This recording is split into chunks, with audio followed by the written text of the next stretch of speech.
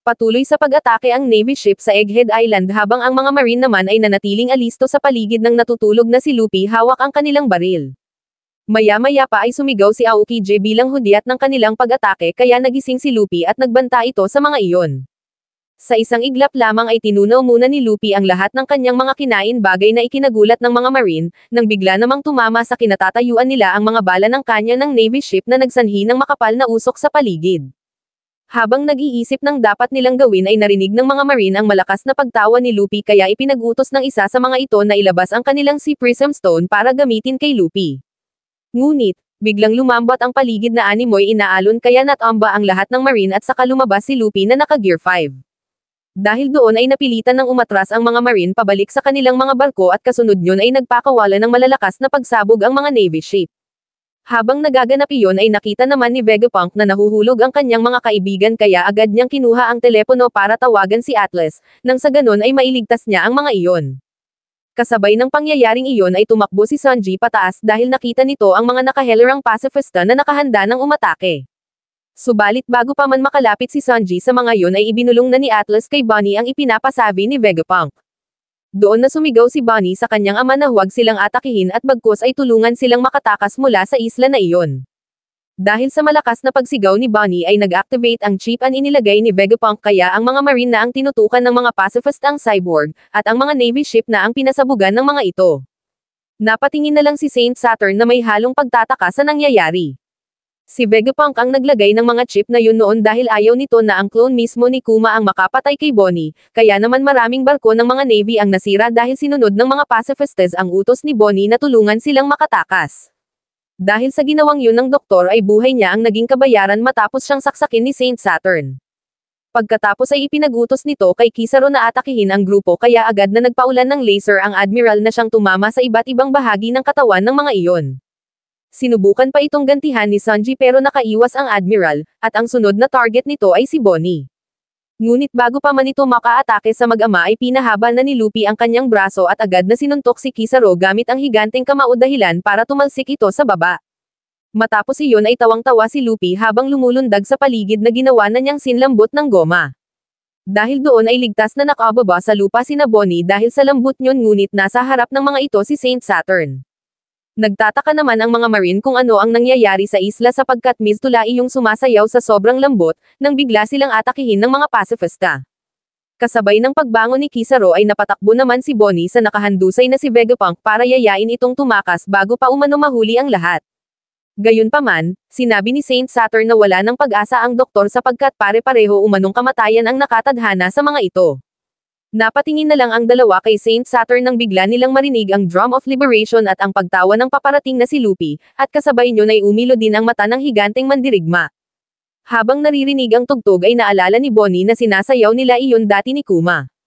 Hindi nagtagal ay nakita ni Bonnie si Luffy na siyang tinutukoy noon ng kanyang ama na tagapagtanggol ng mga naaapi na si Sun God Nika, at pagkatapos ay napaluha siya sabay napatingin kay Kuma dahil iyon na ang pinakahihintay na bayani ng lahat.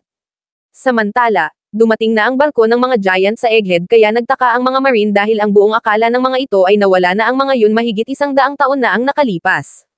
Patuloy sa pag-abante ang higanteng barko kaya ipinag-utos ng mga opisyal na ihanda ang mga kanyan at pasabugan ang mga kalaban. Ngunit, walang naging epekto ang pagpapaulan nila ng cannonball sa higanteng barko kaya nabahala ang mga Marine.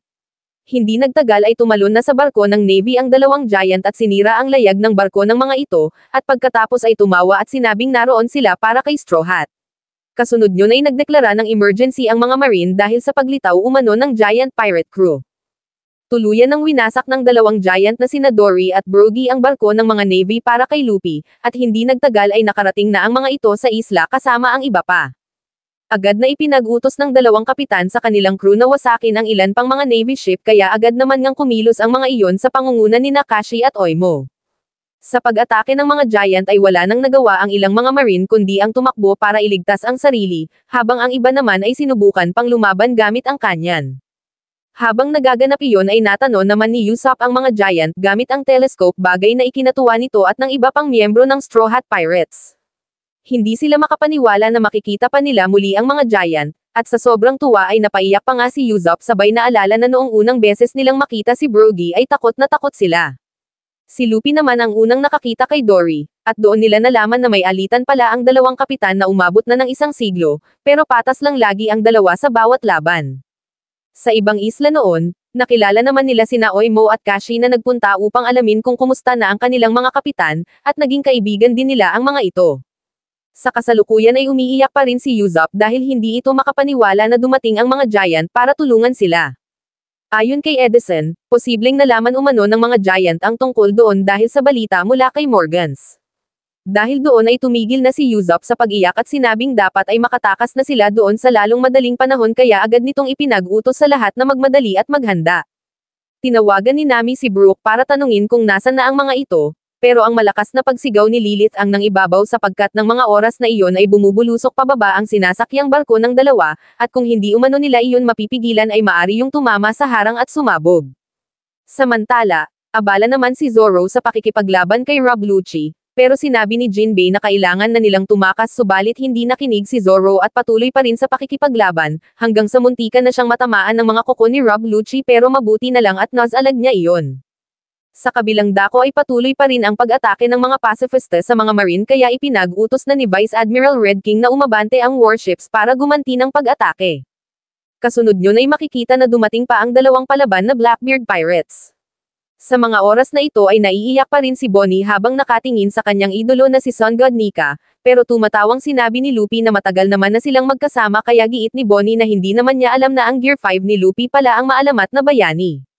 Pagkatapos ay nakiusap si Bonnie kay Luffy na ipakita ang totoong kapangyarihan ng Gear 5 sa pamamagitan ng pagsuntok kay Saint Saturn para kay Vegapunk. Doon palang napagtanto ni Luffy na nanghihina na ang doktor dahil kay Saint Saturn, kaya naman walang pag-aalinlangan niyang sinunod ang pakiusap ni Bonnie. Sinimulang palakihin ni Luffy ang kanyang mga kamao sabay nagpaulan ng mga suntok kay Saint Saturn hanggang sa mapatalsik niya ito. Pagkatapos ay tumayo si Atlas at sinabing iyon na ang pagkakataon nila para makatakas, pero nang yayain ni Bonnie si Vegapunk ay tumanggi ito at sinabing wala na ring saysay sapagkat oras na gumalaw umano ang doktor ay mamamatay ito. Biglang nagsalita si Kizaru at sinabing kahit hindi umano gumalaw ang doktor ay mamamatay pa rin ito sabay atake gamit ang laser beam na agad namang hinarang ni Sanji bagay na ikinagulat ng lahat. Pagkatapos ay ipinag-utos ni Sanji kay Frankie na huwag hahayaang masaktan si Bonnie kaya binitbit niya ito para ilayo sa lugar, at ang tanging naiwan na lang doon ay sina Luffy, Sanji, at Vegapunk.